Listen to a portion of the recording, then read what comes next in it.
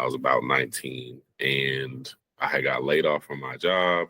I was in a car accident. I was losing my relationship, and anything else that you could possibly think of that resulted in me reflecting in my life. And I felt like something had to be different. And that's when I began that connection with that inner knowing. Hey, thanks for listening to the Just Like Me podcast. Back in high school, Leroy didn't have the language for what he was feeling. Stress, responsibility, the fear of becoming another story in the cycle of poverty. So he picked up a pen and started writing verses. Fast forward a decade, and Leroy is now standing on stage in sold-out theaters performing his hour-long one-man show. In this episode, Leroy tells a story of becoming an artist. But this isn't only an artist's coming-of-age story, it's a story of peer support. The heartbeat of peer support is simple but radical. It says, "I've been there." Not, "I'll fix you," but "sit with me while we breathe through this together." And in the rooms that he builds now, Leroy brings together his neighbors, students, and friends to reflect back on the truth that we get through by getting through together. Okay, so we're going to just start with a question. What do you think young Leroy, maybe high school age Leroy, is teaching present day Leroy today? That's a really good question. I think he's teaching me that it's okay to live a little and relax and be childlike and have fun and explore and be adventurous and not feel so serious all the time. I think that Leroy didn't have a great understanding of when to be disciplined and serious. And so I kind of jumped to the opposite end of the spectrum when I needed to as I grew older. And now I'm like, I actually need a lot more of that in my life these days.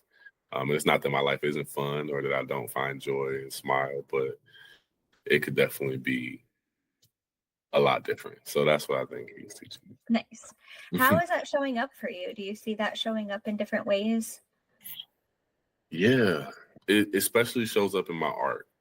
And when I'm performing, I have the most fun when I'm performing, especially when I'm performing with friends.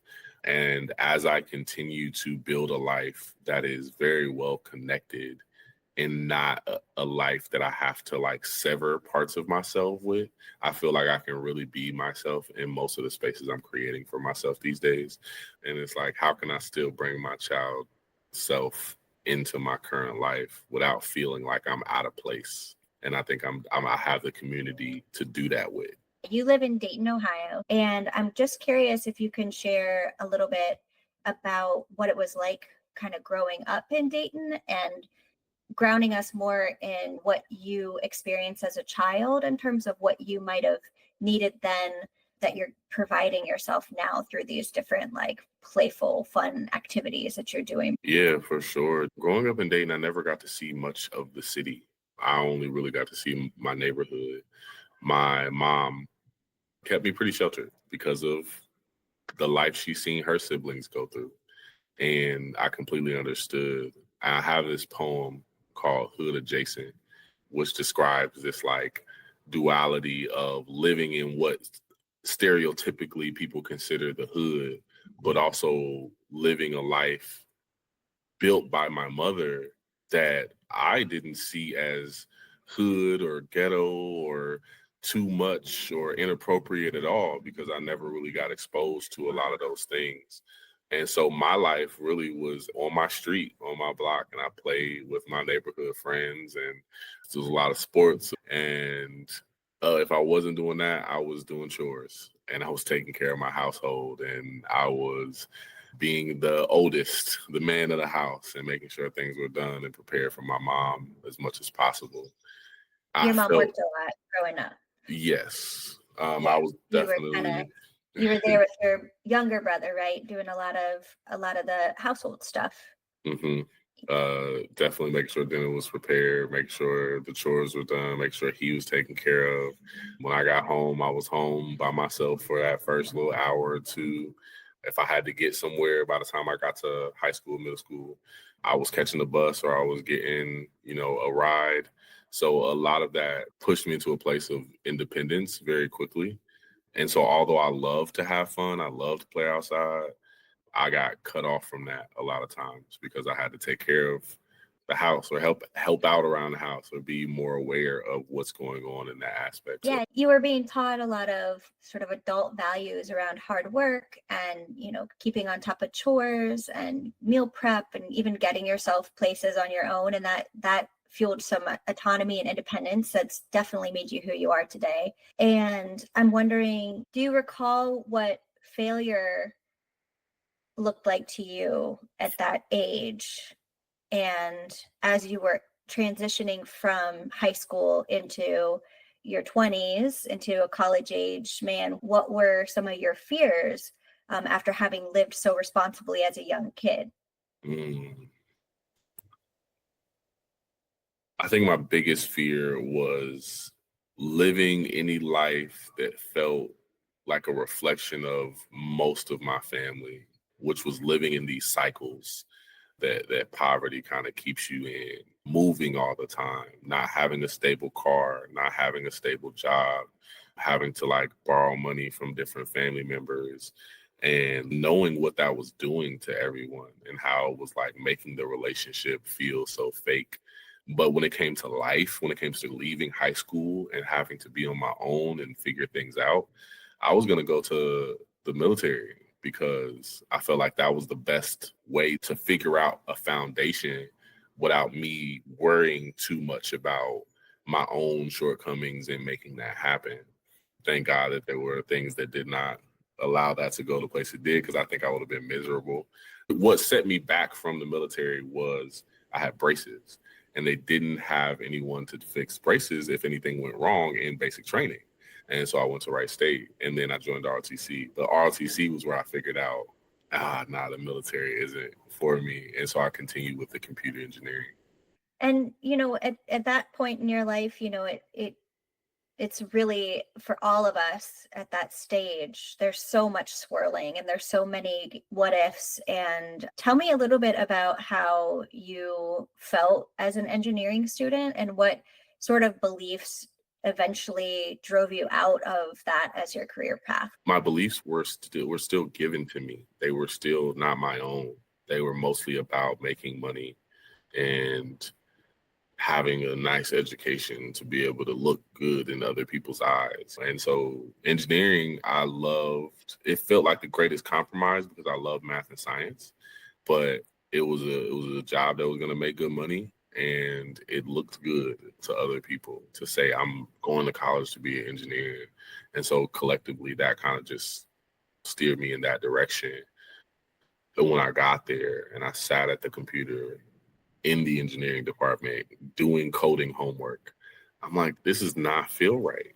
And I still didn't know what to call it, but I knew, and I wasn't even completely in touch with my intuition or my inner knowing at that moment. So yeah, it just felt so boring and so uninteresting. Yeah, you said you weren't in touch with your inner knowing yet. It's really interesting to hear you put it that way. And when do you think you became more in touch with that inner knowing? What was it that shifted for you?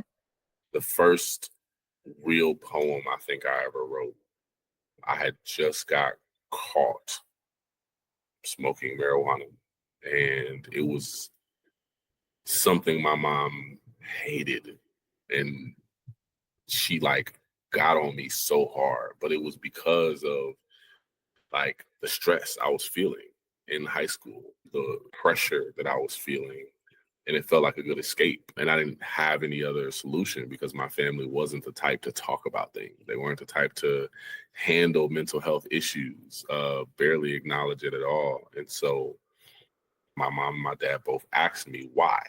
Why are you doing this? And, I gave my reason that I'm stressed out. It's a lot going on. And then the response is, why? What could you be so stressed about as a child? What could you possibly be dealing with that would be so heavy? Like, it was just this belittling of what experience I could be having as a teenager. And so I wrote a poem.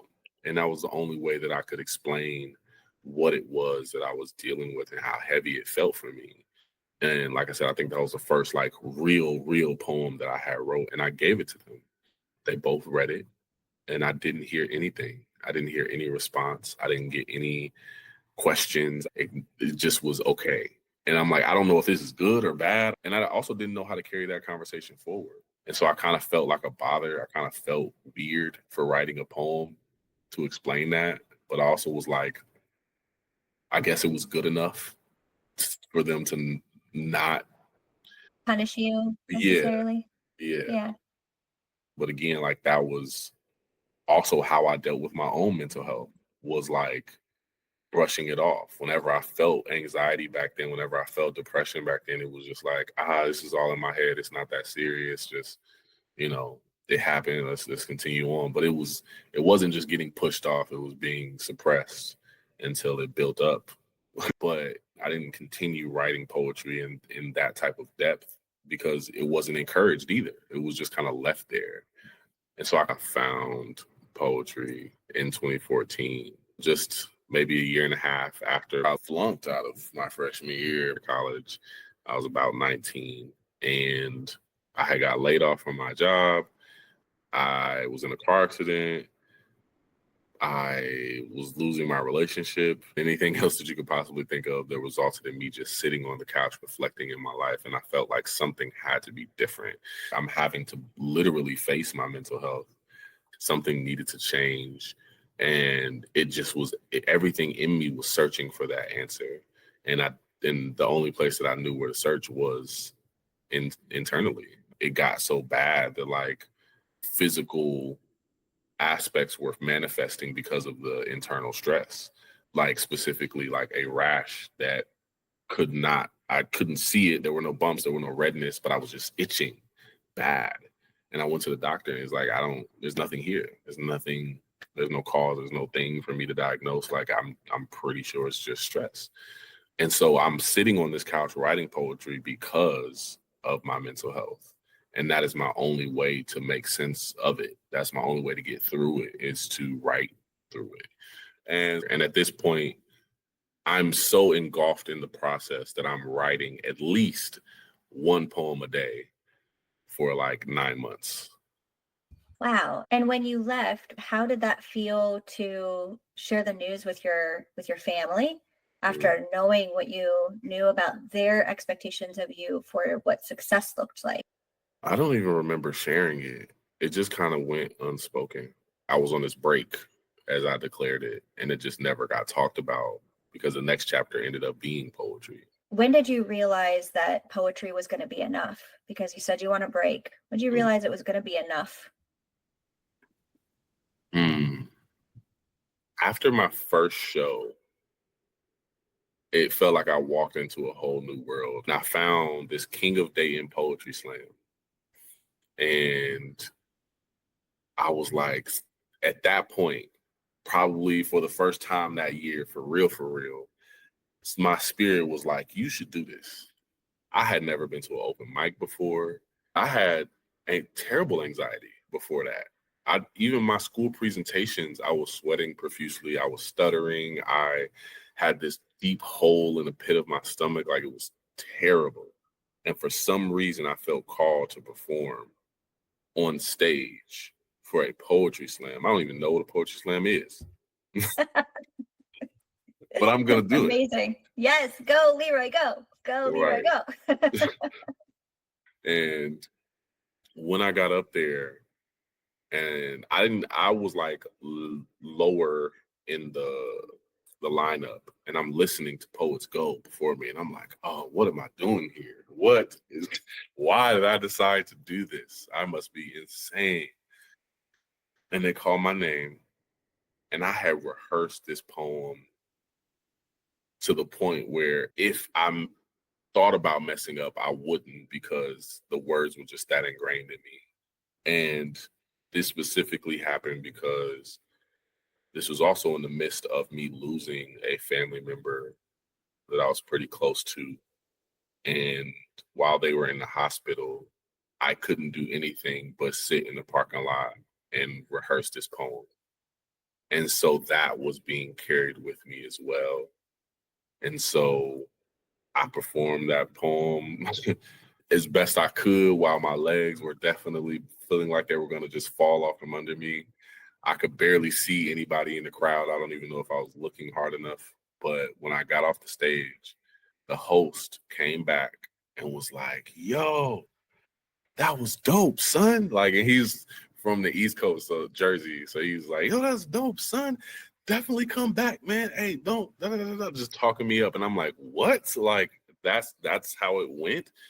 And it was hard to accept that. But like, I got to connect with them after the show, and they literally called me. And everywhere they went in the city, they called me to come with them. And I fell in love with it after that. And I knew that this is where I was supposed to be, because every bit of it was just fulfilling, and the people were so authentic, and it just felt welcoming. It was something that I had never felt before, but it felt the most authentic than anything I had ever felt. What we owe to one another is like,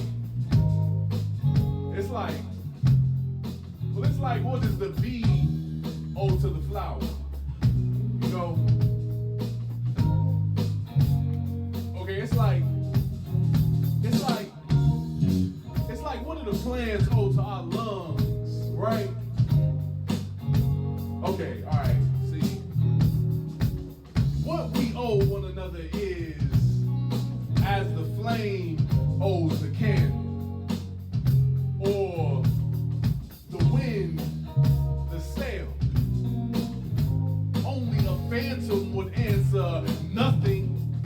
All right, my brother. Start revolutions and shit in the basement and stuff. And, All along the journey, you're sort of feeling through what is the right path for you in order to become who you're meant to be. And I'm wondering, can you share about James Baldwin, your favorite author? Share a little bit about how he inspired some of this path once you got on it, and how he mentors you today. Yes, absolutely. Around 2017, 2018, I had given up my life that I had built up until that point, in which poetry was still a thing, but I was still working jobs that were dead end, that did not have meaning to the purpose. And I had finally quit and decided to just like start moving in the direction of where I wanted poetry to take me. And so one of my first jobs that I got when I came back was in the organizing world. And someone close to me was reading James Baldwin, and I was working at the library. So I had started picking him up, and I had started diving into his essays while I was on the job at the desk. And I read a couple of his essays, specifically The Struggle for Artist Integrity, and I think it was Mass Culture and the Artist. And this was at a moment where like I was at a really pivotal shift in my artistry. Again, I had just given up everything from my old world and started setting on this new path and really moving from my place of purpose. And I read his work, and he completely understood the perspective of an artist. And everything he wrote that I read felt like I was reading like my own journal in a way from the future. But so it was from the past, and it was like someone who had been here before. And then when I also moved forward in his work, and I watched him talk about artistry, the perspective of an artist, into how the artist is a cornerstone for the community that they exist in, and how the community that they exist in built that artist, produced that artist because they needed him, whether they were conscious of it or not. And realizing like, okay, like this is my role as an artist. My community, my hometown of Dayton, Ohio has produced me from these circumstances to be what it needed. And here I am with these ideas and solutions to bring it forward. And he was everything I needed as far as inspiration and understanding to actually play that role, to be on the path that I felt like I was being called to. So I'm wondering, in all of this, you've made this decision to stay the course, to focus on poetry. James Baldwin being one of those mentors who has been in the spaces of doubt where you've been, and has wondered sometimes if he'll have made the impact that he had wanted to, right? And I'm wondering for you, when will you know you've made that impact with poetry, and what will that look like for you? That's a deep question. When will I know I have made that impact? I think I will start by saying I think I have made that impact. And I think it is also a part of my duty to continue making that impact, because that type of work is never done. And as long as there is energy and breath in my body to do so, I will always be there to make that impact in a new way, because it doesn't necessarily come in the physical world as the impact. It starts in spirit. And so I know that I've made that impact because I've looked people in the eye as they came to talk to me on their own, to say, this is how you've changed my life. This is how you've influenced my thinking.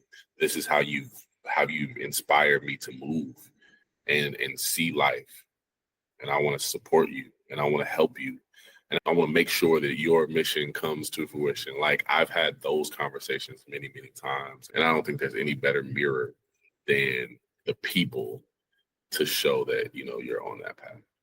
My last show, Baritone Hue, was a reflection of a very hard time that I had with poetry, and believing that I was still fit to walk this path and this journey, and finally taking one more chance to be proved wrong that this really is worth having faith in, on this trip to Paris for this James Baldwin Writers Conference. And I was there for a whole month. And during that time, James Baldwin showed up and felt like he left Easter eggs for me along the way that were in the name of his own journey, but also very, very connecting with mine. And it was like the universe, God was at the center of it all, just laying it all in place. And I know that so many people struggle, so many artists struggle with bringing their ideas to life, living the life that they want to live, trusting in the process, having faith that things will blossom the way that they need to. I know a lot of people struggle with that. I know a lot of people give up on dreams because that unpredictability, the unknown, is so hard to deal with. But I felt like laying out this story was going to be the thing to help people understand that, like, when we truly dedicate and commit ourselves to something that we want to see happen, it comes out. So that's what the Baritone Hue was about, and that's what it meant for me. Take me on to the stage that first night, and what was that like? I want to take you, let's say, a day or two before the show opening. I had a dress rehearsal, and I wanted to make something very exclusive for the people who donated to my trip to Paris. And so I sent out private invites to those people, and I invited them to the dress rehearsal to get a sneak peek at the show. And so I'm like, I had just messed up in one of the rehearsals before that. I was super nervous. I'm about to invite people in on this like rough, almost premiere version of the show. And one person showed up, but that kind of just like was like, okay, but it's okay. Let's just hope this is different for the night of. But that kind of set the nerves for the premiere night. And so it's the night of the premiere. I get there extra early. I have this routine for show nights. I don't do anything on show days. I need all my energy. I need all my capacity for the show. I'm sitting in the green room, just looking at myself in the mirror.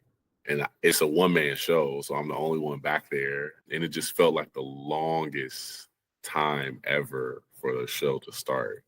And I just allowed myself to lean into preparing my spirit for the moment, talking myself through it, taking breaths, and just allow myself to sink into the moment. And at that point, I think somebody came to check on me a couple times. The executive producer came back there, said good words. He said, "Oh, it's a lot of love out there." Another friend of mine, hey man, it's a whole lot of great people out there. It's a lot of love for you. Da, da, da. And like that was a reoccurring thing. And they're coming in at separate times. Other people, hey, you ready? You good? You need anything? I'm like, I'm all right. Everything cool out there? They're like, yeah, man, it's perfect. It's fine. I'm not at all as nervous as I thought I was going to be. I feel completely like this is exactly what's supposed to be happening right now. And so the lights go down, the music comes up, I go out, and the stage is set with a chair in the middle. There's like a little section off to my right. There's like my bedroom area. And then there's a little place off to my left. That's like an airport area. There's a riser full of audience in front of me. And then to the left and right, there are risers full of people watching the show there. And I sit in my chair, the spotlight comes up, and the show starts. And after that, it was just this easy, almost conversational, just like, this is everything I played out in my mind type of experience. People laughed with me. I heard their responses, the oh man, like the little comments out there in the crowd that just people are naturally letting out. And so to just be there with all of the things and to be able to hear and experience their feedback, even though it was just like reactions in the crowd, just kind of kept it feeling like, we're here together. We really here. We're really connected. And I felt that by the time the show ended, and it was like this at least minute or two long standing ovation. The room was full. The room was full, sold out almost like just at the edge. And I cried. I cried at the end because I had no idea. And it was the most I couldn't have predicted because of me doubting myself or having this imposter syndrome. I would not let myself feel like that would have been the reality, but it was. So. And just reflecting on that, from the standpoint of your high school self who, sounds like you wrote a couple poems in high school, but didn't really ever take that as like a serious thing you could do someday, to getting off that stage and realizing like everything you'd done up until this point culminated in this moment of togetherness, connection, belonging, synchronicity, vibrancy with your community, support, love, all that. One of the things that you had said was that right before going to Paris, you were starting to doubt and question your journey. You'd mentioned different moments in time where anxiety had gotten the best of you, and moments where you felt completely nervous walking on a stage your first time at the spoken word performance. And I'm just wondering, when in all of this did you tap into that aspect of yourself and say, you know what, I need to be part of something that grounds me and my own mental health, and that I can also be a peer and advocate for others who are on the same journey? Yeah. Once I discovered poetry became my passion, but it also became a hustle, and it became a solution for what I was missing in terms of money, in terms of opportunities. And so I tried to pimp it a little bit. It was going to be my make it moment. And it's funny because James Baldwin says you have to decide if you want to be famous or if you want to write. And contrary to popular belief, those two things have nothing to do with one another at all. Amazing. Right? And so in 2020, I had just started Baldwin Cafe as a bookstore, and that had to close because of quarantine. Any type of shows that I had booked or events that I was planning got canceled because of quarantine and the shutdown. The whole 6-foot distance, social distancing, everything that wasn't essential, I was a part of that. And it felt like the world just threw me away. And after I watched every movie on Netflix, I decided to. There aren't that many good ones. Right. After that, I decided to start writing poetry. Like, all right, let me stop avoiding this. And things just started flowing. And I wrote a book called Gift of Isolation. I had a moment where I shared those poems on IG Live. And a friend of mine who worked for OMAS happened to be watching and was like, messaged me and said, hey, have you ever thought about peer support? And I was like, no, I have no idea what that is. It was like, this is like so close to what you're doing right now. I would love to talk to you about it and see if you're interested. And so I got the rundown on what youth peer support was. And I leaped at the opportunity to be able to start working in mental health, to start seeing poetry in alignment with storytelling in a way that is acknowledging the reality that we're really living with here. And from there, got trained as a trainer, got trained as a peer supporter. And it started to open up so much in terms of what the purpose of my poetry was, realizing that after all of this time, poetry found me and I found poetry because it was helping me understand myself. It was helping me make sense of my world. It was helping me process the lessons I needed. It was giving me the tools to handle the difficulties. I started to reconnect with it in a way that helped me see why it was healing and valuable to me without any of the lights, camera, money, venues, bookings, or whatever. And then these other dreams of being a therapist, of getting into psychology, of understanding how the brain works, of being a good supportive friend that can give advice. All the things were starting to connect in this one realm. And yeah, I'm here today, still practicing that work 5 years later, which is kind of crazy. Yeah, and all along the way in your story, it really sounds like so much of your path has been through serendipity, through people noticing your gifts and being like, hey, you're needed here. And you follow that path. You trust what people see in you, which I think is a really beautiful gift. How do you show up for other people in peer support? Do you have an example of anyone you've been able to support recently and what that looked like, and how you bridge the journey that you've been on with the way that you're able to mentor others today? Absolutely. Communication has become a huge value for me. So learning how to communicate, especially through the lens of being a peer supporter, has been like one of the most helpful things. And like I said, just understanding the human experience and being able to support that has always been an interest to me. So like immediately when I dived into peer support, I started taking in and internalizing everything that I was learning to be not just as an effective peer supporter, but to be an effective person, loved one, brother, sibling, nephew, whatever the case may be. And so that led me to start taking this work seriously. I actually took an opportunity to get into peer support outside of just being a trainer. And so I work with youth in 7th through 12th grade. And during my work with them as a peer supporter, it's an after school program that kind of just is a place for kids to belong and hang out.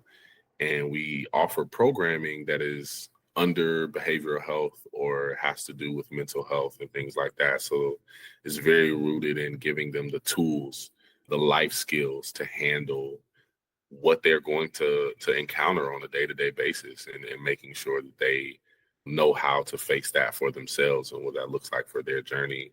And there was a moment we were having therapeutic drumming, and all of our kids were in one room, and I just kind of, off to the side, making myself available, was approached by one of our youth, and he was letting me know that he was going through a hard time and he just needed someone to talk to.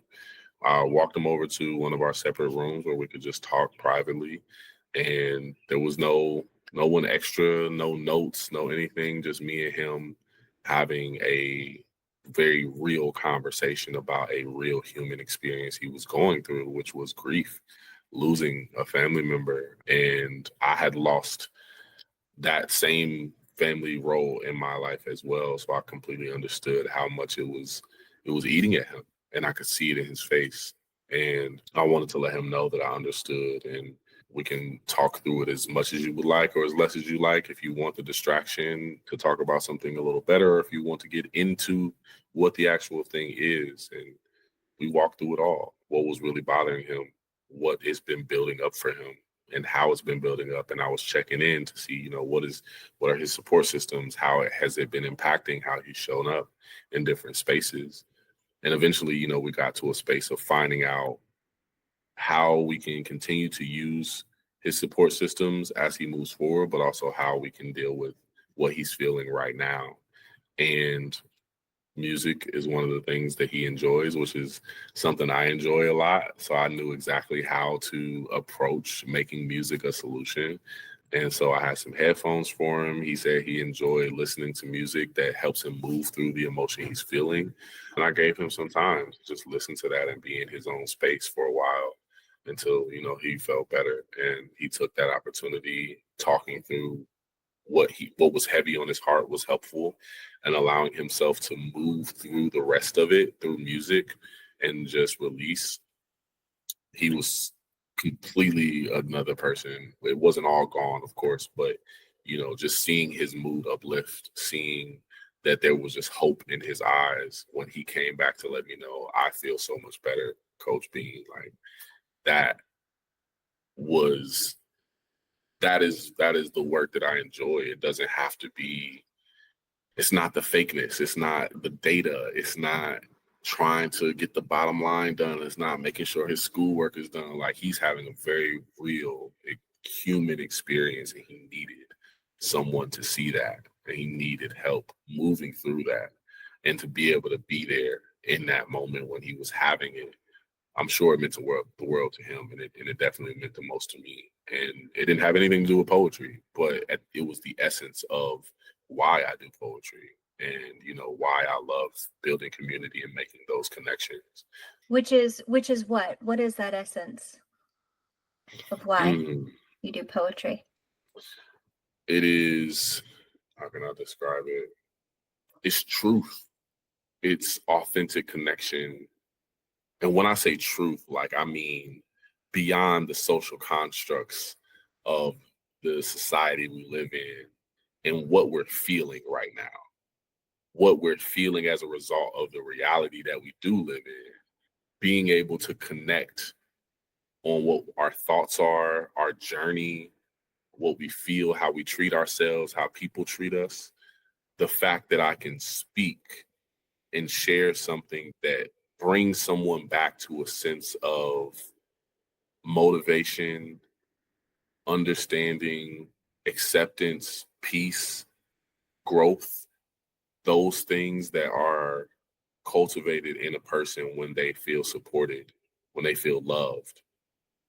That is the essence of why I do poetry. And that's the essence of why I love being a peer supporter and someone who gets to connect with people in those ways. It's a beautiful essence that you describe, and I think that lived truth really seems to be one that's also a common thread. Lived truth through communication. You said peer support was the way for you to learn how to communicate with others in an even more positive way, show up even more fully yourself to make a positive impact on those around you. And obviously poetry is one of the most elegant forms of communication. And to that end, as we wrap up here, I want to kind of change the subject, but completely also ground it in some of our realities. Everything that we've talked about, your whole story, I want to ground it in some of that societal construct that you brought up, especially in 2025, where we're talking about success for you and what it looks like for Leroy is where you're at right now. Wouldn't you say? Different from what you thought success was supposed to look like. Yeah. But I think you've reached success. Would you agree? I definitely would agree. Okay. And so, so much of what we're told, all of us in the United States, globally, is that success means performance, status, power, right? You're choosing to show up in a way that's quiet and gentle and poetic and authentic. And I just wonder about that, because as a man, it's a lot more difficult to show up even in those ways than it is for a woman. And then as a Black man, right? So those layers of your identity and the sort of toxic masculinity, what's true for you in all of that? And what would you say the kind of man you're becoming, or that you hope to become? And when you look back in 30 years, you can say, I did it. I became that man. And how do you handle those societal expectations or constructs as you become that man? Yes. Great question. One that I for sure battle with. Uh, Funny enough, I wrote a poetry book that did not, it's still in my Google Drive, called Life of a Black Male Writer. And it was literally about the intersections of being Black, of being man, and being a writer. And so, for one, I think the heaviest thing of being a man and Black man at that is choosing this path of being an artist and realizing that it has nothing to do with the money, with the fame, with anything else. It is all about the authenticity. It is all about the truth. And it stands firm and confident regardless of who's watching or who's paying for it.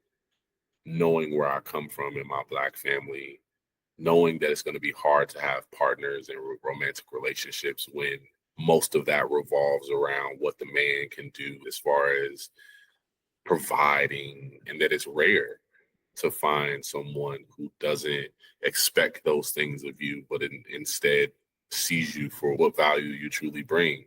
And yet, when it comes to proving it's real, when I got to pay bills, when I got to take care of food, when I need to travel or something, it feels like everything is just a lie. It feels like, what have I been doing this whole time? Playing? Like, have I been, is it not as worth it as I thought it was? Because financially, I don't know how to prove that. And sure, there's a lot of things on my resume as an artist that could say, yeah, I did this, I did that. But at the end of the day, it didn't feel like it took me to the place that I thought I was going to go, that I thought was going to be secure. And then, like, having to be a part of a family where everyone else is taking a traditional route and they're looking at me like, hey, you when are you gonna get a job or something? Or like, are you gonna get a job? Or they'll look at me and they'll celebrate my poetry to the fullest and then turn around and ask me about my job status or school or education. And I feel insulted. And I hated having those conversations. I hated feeling like to other people poetry wasn't enough, because it started making me feel like this work wasn't enough. And there weren't a whole lot of spaces until I cultivated them for myself to say, these are the people I need around me. And it's not that they were yes men or that they didn't give me the real reality of the situation, but they also encouraged and knew the value that I was bringing, because they knew that it doesn't matter what I choose, as long as I'm moving in my purpose, things are going to be okay and things are going to be just fine. And so it took that. It took surrounding myself with people that celebrated the value instead of feeling like it brought up an insecurity in them. And I have truly been able to see, especially lately, that people would rather have someone in their life that can provide them with a sound mind, good counsel, loving support without judgment, good communication, and just being able to see them and hear them. That has been valued with the people that are in my life lately more than any money that I can make. So I'm realizing that my providing as a man, my breaking generational curses as a Black man, my value as a writer coming from that male experience, Black experience, is literally what the world needs, is what my community needs. There's far more value in that than there is in anything material that we could ever give. So that's where I'm learning my value is, and I'm trusting that.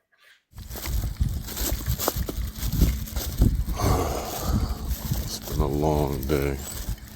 One of the most difficult things about doing community organizing work, doing work that is associated with the people in a society where the people aren't being looked after, they aren't being cared for, they aren't being provided for on a level that is necessary for their humanity. The issue with working in fields like that is that, it requires a very large capacity to deal with. You're constantly caring for someone. You're constantly kind of just being present for them, and that requires an equal balance of self-care for you. And I think that's one of the biggest things that is hammered down in peer support, is that you must have a good balance for your own mental health. You must have self-care time. You must release and let go of the things that you experience. And it's challenging. It is challenging. I require deep breaths consistently, intentional deep breaths. You just turned 30 recently, right? Oh man, Right. yes. Right? So, and you, and you had told me, prior to this interview, prior to our recording, that milestone kind of shifted some things in you, and you started to think of your routine in life and how it was serving your life purpose a little better. What does it look like for you today in this part of the journey? It's definitely a struggle right now because life as an artist, as well as someone who has a full-time job, there's not a lot of consistency. I don't have the typical schedule someone has where they know for a fact my evenings are free. They know for a fact my weekends are typically free, and they usually fill that time with things that they have to do for adult life and family time. And for me, I just felt out of control at first. And I felt like there was never going to be any balance to my life. But I realized, like, okay, this is not going to do anything but get worse. So where can I find moments in my routine to implement non-negotiables that really do work for me, where I need to spend time with myself? And so as I was getting into this journey and I noticed the consistencies in the pattern for shows, for one, I'm like, I can clear my day. I can't have anything before a show. That helps me stay grounded, and it helps me deal with any anxiety or nerves that I'm having without, feeling really mixed up, or like I had to set boundaries with other people. Like, hey, no serious conversations on show days. Like, I can't show up for that. I don't have the capacity on days for that. And then it started moving into more consistent things on the day-to-day. I realized how long it takes me to get dressed, and that it gives me anxiety when I'm rushing to get dressed and get to work. And I don't want to cut my morning routine short just because I gotta be somewhere. So finding out, like, all right, I'm practicing day-to-day, trying to get a workout routine in the morning, get up early enough. Even if I don't go work out, getting up early enough to get dressed and have some time to sit still before I'm going anywhere. Also getting up with enough time to sit with myself before I talk to anybody, before I have somebody pushing a certain energy into my world as soon as I get out of the bed, and setting those boundaries. And then nightly routines, making sure that I'm like trying to get to bed early enough, because now I know how much sleep I need. Now I know how eating at certain times or eating certain foods interrupts my day or my routine. So I may not be able to take as much off time as people can to do vacations or to just relax for a day, but I can implement things in my day-to-day that help keep that energy level up, that helps keep that capacity at a level that is supportive of the things that I'm doing, taking midday breaks, making sure that I'm breathing, making sure that I have an adequate amount of time between things as I'm putting my schedule together. So those are all things that I'm now pretty aware of, and that I'm trying to consistently implement as often as possible until it becomes a consistent habit. Yeah. So, yeah. No, it's incredible. And also, like, it's just good to know that linear growth is not real, and that we're all sort of in a constant pattern of learning and relearning what works best for us. And I like this idea of daily vacations, morning vacation time. I like Yeah. that. That's a good way to put it. So I'll take that with me.